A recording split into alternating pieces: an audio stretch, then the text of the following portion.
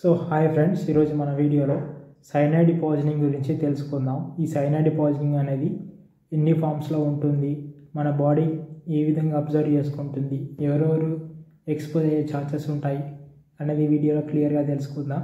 So cyanide poisoning గురించి తెలుసుకునే ముందు దీని మీద ఒక సినిమా అనేది వచ్చింది, కర్రీ అండ్ సైనైడ్. సో ఇది రియల్గా జరిగిన స్టోరీని బట్టి ఈ సినిమా అనేది తీశారు. ఈ సినిమాలో ఏమవుతుందంటే, ఆమె ఆస్తి కోసం వాళ్ళ ఫ్యామిలీ వాళ్ళకి సంబంధించిన 6 మెంబర్స్ని సైనైడ్ పాయిజనింగ్ తోటి చంపుతుంది. సో ఈ సైనైడ్ పాయిజనింగ్ అనేది వెరీ డేంజరస్ పాయిజనింగ్ అండి. దీనికి ర్యాపిడ్ డెత్ అనేది ఉంటుంది. వితిన్ ఫ్రాక్షన్ ఆఫ్ మినిట్స్లో డెత్ అనేది జరుగుతుంది.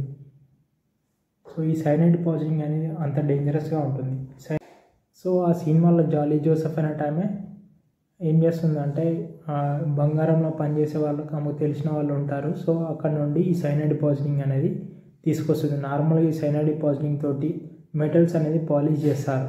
సో ఆ విధంగా వారితోటి కాంటాక్ట్ అయ్యి ఈ సైనైడ్ పాయిజనింగ్ తెచ్చి అది ఫుడ్లో వాళ్ళకి తెలియకుండా కలిపి వాళ్ళతోటి ఇంజెక్షన్ చేయడం ద్వారా వాళ్ళు చనిపోతారు. సో ఇది మెయిన్గా సైనైడ్ పాయిజనింగ్ ఆ సినిమాలో ఇట్లా జరిగింది.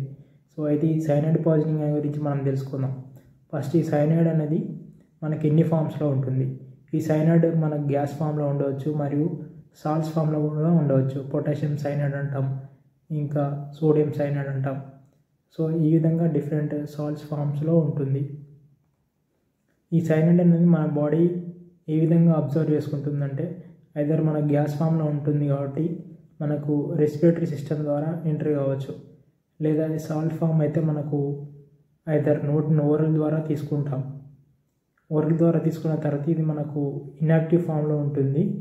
ఇన్ ద ప్రజెన్స్ ఆఫ్ మనకు కడుపులో పోయినాక కడుపులో యాసిడ్ అండ్ HCl అనేది ఉంటుంది కాబట్టి ఆ HCl తోటి ఇది యాక్టివ్ ఫామ్లోకి మారుతుంది. ఆ తర్వాత మనకు బ్లడ్లోకి అబ్జర్వ్ అవుతుంది. ఏక్లోరైడ్రియా ఉన్న పేషెంట్స్కి ఈ సైనైడ్ పాయిజనింగ్ తీసుకున్నా కానీ అబ్జర్ప్షన్ అనేది జరగదు, ఎందుకంటే అది ఇన్యాక్టివ్ ఫామ్లోనే ఉంటుంది. ఈ విధంగా దీని యొక్క అబ్జర్ప్షన్ అనేది ఉంటుంది. ఇంకా స్కిన్ ద్వారా కూడా ఈ సైనైడ్ అనేది స్కిన్కి అంటినా కానీ బాడీలోకి అబ్జర్వ్ అయ్యే ఛాన్సెస్ అనేటివి ఉంటాయి. సో ఎక్స్పోజ్ అయిన పేషెంట్స్ హాస్పిటల్కి రాగానే మనకు క్లాత్స్ కూడా తీసేయాలి, ఎందుకంటే అబ్జర్ప్షన్ ఇంకా ఎక్కువ అయ్యే ఛాన్సెస్ ఉంటుంది కాబట్టి. ఈ విధంగా ఐదర్ మనకు నోటి ద్వారా, ముక్కు ద్వారా, స్కిన్ ద్వారా ఈ అబ్జర్ప్షన్ అనేది జరుగుతుంది. ఈ సైనైడ్ పాయిజనింగ్ ఎవరెవరు ఎక్స్పోజ్ అయ్యే ఛాన్సెస్ ఉంటాయంటే, నార్మల్గా ఈ సైనైడ్ పాయిజనింగ్ అనేది ఇన్సెక్టిసైడ్, రొడెంటిసైడ్ వీటిలలో ఉంటుంది. సో ఎవరైనా సూసైడ్గా తీసుకోవాలనుకున్నా కానీ దీంట్లో ఉండే ఛాన్సెస్ అనేటివి ఉంటాయి. వీటితో పాటు మనకు జ్యువెలరీ షాప్లో ఈ సైనైడ్ పాయిజనింగ్, ఈ సైనైడ్ తోటి జ్యువెల్స్ అనేది పాలిష్ చేస్తారు. సో అక్కడ కూడా లీగల్గా వాళ్ళకు లభించే ఛాన్సెస్ అనేటివి ఉంటాయి. ఇంకా సిగరెట్లో మనకు సైనైడ్ అనేది కూడా వెరీ మైల్డ్గా ఉంటుంది. 0.5 mg అనేది ఉంటుంది సిగరెట్లో. ఈ విధంగా డిఫరెంట్ ఫామ్స్కి మనం ఎక్స్పోజ్ అయ్యే అవకాశం ఉంటుంది. ఈ సైనైడ్ పాయిజనింగ్ వల్ల మనకు వచ్చే లక్షణాలు ఏ విధంగా ఉంటాయి అంటే, ఇది డోసెస్ ఎంత డోస్ అనే దాన్ని బట్టి ఉంటుంది. మైల్డ్ డోస్ తీసుకుంటే మైల్డ్ సిమ్టమ్స్ ఉంటాయి. తల తిరగడం, హెడేక్ రావడం, కన్ఫ్యూజన్, ఇలాంటివన్నీ మైల్డ్ సిమ్టమ్స్ ఉంటాయి. అదే మనకు కొంచెం ఎక్కువ డోసు, మోడరేట్ డోస్ తీసుకుంటే అన్కాన్షియస్ అయ్యే ఛాన్సెస్ ఉంటాయి. అంటే డిక్రీజ్డ్ విజన్ కూడా ఉండవచ్చు. వీటితో పాటు థ్రోట్ కన్స్ట్రిక్షన్ అనేది కూడా ఉండవచ్చు. ఇంకా వెరీ హై డోస్ తీసుకుంటే బ్రెయిన్, హార్ట్ అనేది ఆక్సిజన్ తీసుకోలేవు. సో కార్డియాక్ అరెస్ట్ అయ్యి చనిపోయే ప్రమాదం కూడా ఉంటుంది. దీంట్లో మెయిన్గా సైనైడ్ పాయిజనింగ్ తీసుకున్న తర్వాత బాడీలో ఏ విధంగా జరుగుతుందంటే, ఈ సైనైడ్ పాయిజనింగ్కి, ఈ సైనైడ్కి మన బాడీలో ఉండే సైటోక్రోమ్ ఆక్సిడేజ్కి అఫినిటీ చాలా ఎక్కువ ఉంటుంది. ఈ సైనైడ్ పాయిజనింగ్ అనేది జరిగిన పేషెంట్స్లో ఈ సైనైడ్ బ్లడ్లో కలిసిన తర్వాత ఈ సైటోక్రోమ్ ఆక్సిడేజ్ అనే ఎంజైమ్కి పోయి అతుక్కుంటుంది. అతుక్కోగానే అక్కడ ఈ సైటోక్రోమ్ ఆక్సిడేజ్ చేసే ఫంక్షన్ అనేది ఇన్హిబిట్ అయిపోతుంది. ఈ సైటోక్రోమ్ ఆక్సిడేజ్ అనేది ETC మెంబ్రేన్లో ఉంటుంది, ఎలక్ట్రాన్ ట్రాన్స్పోర్ట్ చైన్ అంటాము. దాంట్లో ఇది ఒక పార్ట్. సో అది జరుగుతూనే ఇది నార్మల్గా ఉంటేనే సెల్స్ అనేది ఆక్సిజన్ తీసుకుంటాయి. ఒకవేళ ఇది ఇన్హిబిట్ అయితే సెల్స్ అనేవి ఆక్సిజన్ తీసుకోలేవు. సో బ్లడ్లో ఆక్సిజన్ ఉన్నా కానీ సెల్స్ అనేది ఆక్సిజన్ తీసుకోలేదు. దీన్నే మనం హిస్టోటాక్సిక్ అనాక్సియా అంటాం. ఇక్కడ మెయిన్గా ప్రాబ్లం అయ్యేది టిష్యూస్ వల్ల అవుతుంది, అందుకే దీన్ని హిస్టోటాక్సిక్ అంటాం.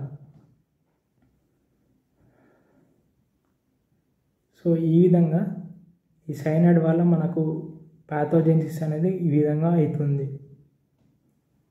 ఈ సైనైడ్ పాయిజనింగ్కి ట్రీట్మెంట్ ఏంటంటే మనకు ఫర్దర్ ఎక్స్పోజ్ కాకుండా క్లాత్స్ అనేది తీసేయాలి, మరియు ఇంకా ఎక్స్పోజ్ కాకుండా క్లీన్ చేసేయాలి నోరు, ఇవన్నీ.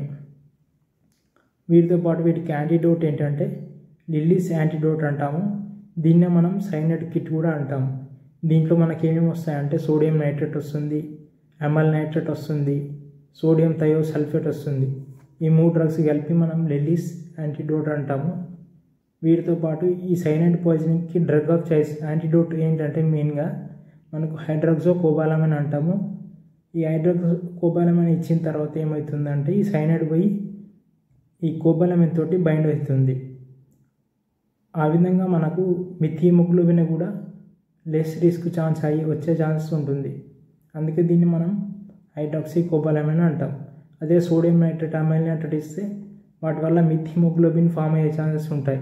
ఈ హైడ్రాక్సోకోబాలమైన్ వల్ల మిథియోమోగ్లోబిన్ అనేది ఫామ్ కాదు. అందుకే హైడ్రాక్సోకోబాలమైన్ని మనం డ్రగ్ ఆఫ్ చాయిస్ అంటాము.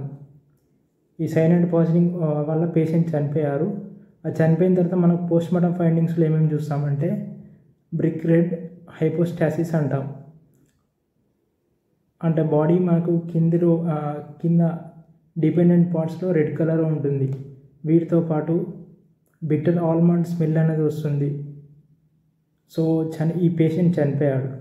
ఈ మనకు పోస్ట్మార్టంలో ఫస్ట్ బ్రెయిన్ ఓపెన్ చేస్తారు. క్రీనియల్ క్యావిటీ ఓపెన్ చేయగానే మనకు బ్రెయిన్ నుండి ఈ బిట్టర్ ఆల్మండ్ స్మెల్ అనేది వస్తుంది. ఇది కూడా ఒక ఫైండింగ్. ఇది కాకుండా రైగర్ మార్టిస్ అనేది తొందరగా స్టార్ట్ అవుతుంది, లేట్గా ఎండ్ అవుతుంది. బేసల్ గ్యాంగ్లియాలో కూడా లెంటికులర్ నెక్రోసిస్ అనేది ఉంటుంది. సో ఈ విధంగా సైనైడ్ పాయిజనింగ్ అనేది వెరీ ర్యాపిడ్ డెత్ కాలేజ్ చేస్తుంది. ఈ కుడతాయిలో జరిగిన సైనైడ్ కిల్లింగ్స్ అనేది అప్పట్లో ఇండియా మొత్తం సెన్సేషన్ అయింది.